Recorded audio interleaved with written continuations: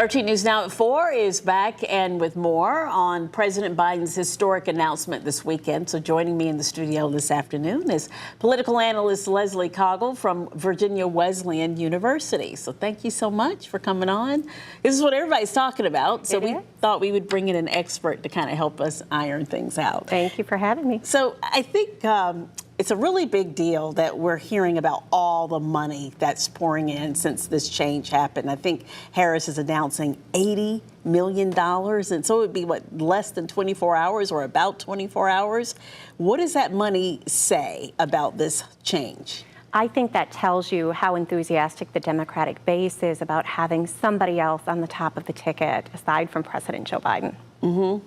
Okay, so, I mean, that's going to, break a record, isn't it, in that period of time? It's an astronomical amount of money to bring in, particularly because the campaign had to be worried for the last couple of weeks. A lot of big-name donors have been withholding campaign funds. Mm-hmm. So they're really making up for some lost time, and they're doing it pretty well, pretty quickly. All right, so we had that story earlier in the newscast about Roy Cooper, so everybody is talking about, and we know that she still has to earn this nomination. It's not just a done deal as of yet, but very, very likely.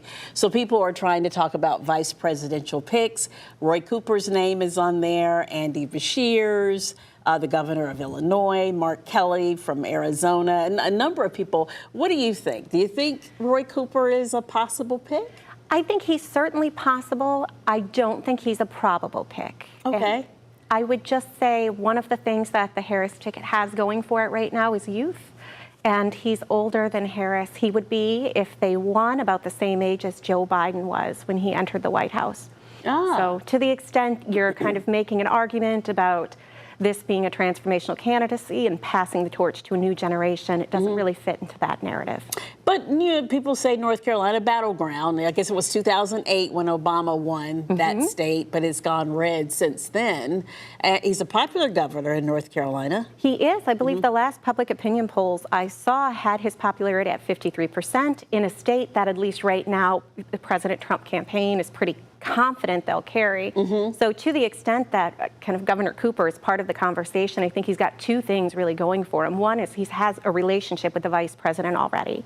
So they know they like each other and they'll work well together. The second is if you pick him, there's really a question about whether or not you put North Carolina back in play. And that could really be a great asset to the Democrats right now. Yeah. All right. Well, we're going to see what happens. I appreciate. We're going to talk again coming up at 4:30 in about 30 minutes. We have more questions, so I appreciate it.